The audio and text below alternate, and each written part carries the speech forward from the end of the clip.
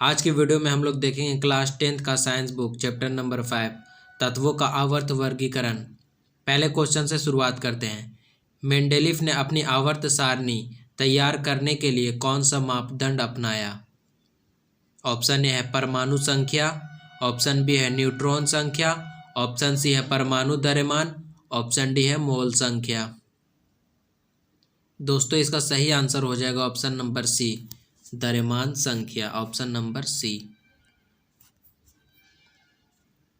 वर्ग एक के तत्व कहलाते हैं संक्रमण तत्व, क्षार धातुएं, या फिर क्षारीय मृदा धातुएं, या फिर लैंथेनाइड्स। इसका सही आंसर हो जाएगा ऑप्शन नंबर बी, क्षार धातुएं। आवर्त सारणी के समूह में ऊपर से नीचे जाने पर संयोजकता इलेक्ट्रॉन की संख्या स्थिर रहती है, बढ़ती है, घटती है, कभी बढ़ती है और कभी घटती है। इसका सही आंसर हो जाएगा ऑप्शन नंबर ए, स्थिर रहती है। आधुनिक आवर्त सारणी में बाईं से दाईं ओर जाने पर परमाणु साइज का आकार बढ़ता है, घटता है, अपरिवर्तित रहता है, या फिर इनमें से कोई नहीं। इसका सही आंसर हो जाएगा ऑप्शन नंबर बी, घटता है। आवर्त सारणी में किसी वर्ग में ऊपर से नीचे आने पर तत्व के धात्विक गुण बढ़ता है, घटता है, अपरिवर्तित रहता है, कोई नहीं। ऊपर से नीचे आने पर तत्व के धात्विक गुण बढ़ता है, ऑप्शन नंबर ए सही हो जाएगा। आधुनिक आवर्त सारणी में समूहों की संख्या है 7 है, 8 है, 9 है, या फिर 18 है। समूहों की संख्या ऑप्शन नंबर डी 18 है। सल्फर परमाणु की बाह्यतम कक्षा में इलेक्ट्रॉनों की संख्या कितनी होती है? 4, 5, 6 या फिर 7। सल्फर का सूत्र होता है, सल्फर का परमाणु संख्या होता है 16।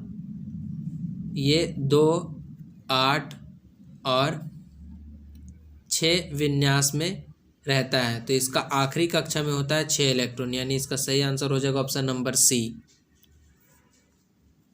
आधुनिक आवर्त सारणी बटी है 4 ब्लॉक में, 3 ब्लॉक में, 6 ब्लॉक में, या फिर 4 ब्लॉक में।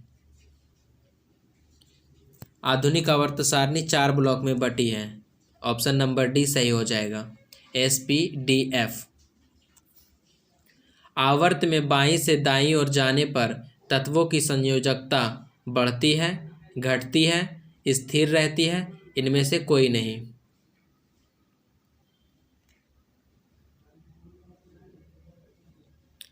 इसका सही आंसर हो जाएगा ऑप्शन नंबर ए, बढ़ती है।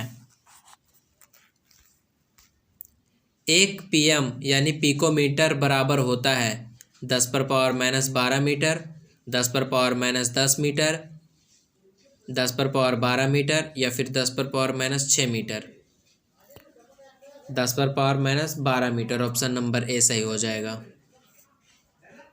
अक्रिय तत्व कौन है? कार्बन है, हीलियम है, या फिर सोना है, या फिर हाइड्रोजन है। अक्रिय तत्व हीलियम है, ऑप्शन नंबर बी। आवर्त सारणी में धातुएं किस ओर स्थित होती है? बाईं ओर, दाईं ओर, मध्य में, सभी स्थानों पर।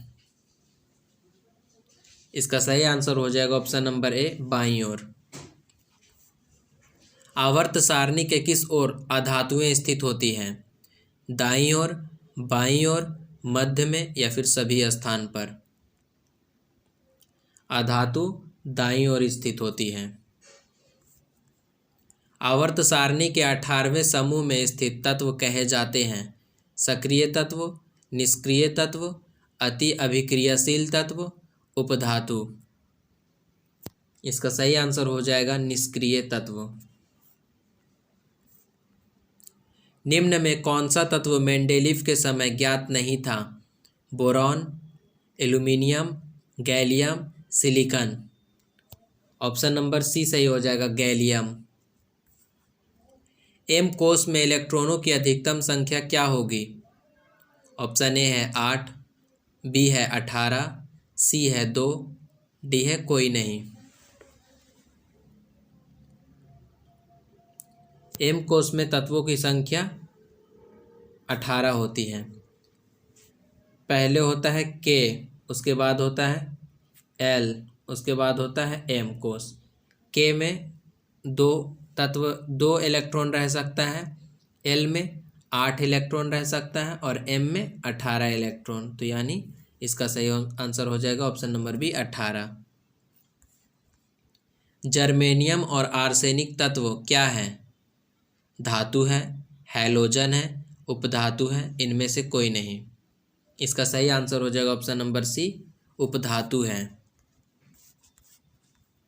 समूह में ऊपर से नीचे आने पर धात्विक प्रकृति, समूह में ऊपर से नीचे आने पर धात्विक प्रवृत्ति घटती है, बढ़ती है, समान रहती है, इनमें से कोई नहीं।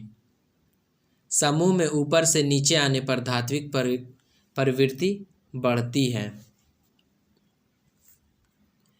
हीलियम, नियॉन तथा आर्गन गैसें अभिक्रियाशील है, कम अभिक्रियाशील है, निष्क्रिय है या फिर कम निष्क्रिय है?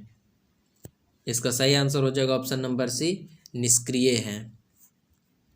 वर्ग 1 के सभी तत्वों की संयोजकता होती है 1, 2, 3, 4। वर्ग 1 के सभी तत्वों की संयोजकता 1 होती है। हीलियम परमाणु के बाहरी कक्षा में कितने इलेक्ट्रॉन रहते हैं? 1, 2, 3, 4। इसका सही आंसर हो जाएगा ऑप्शन नंबर बी, 2।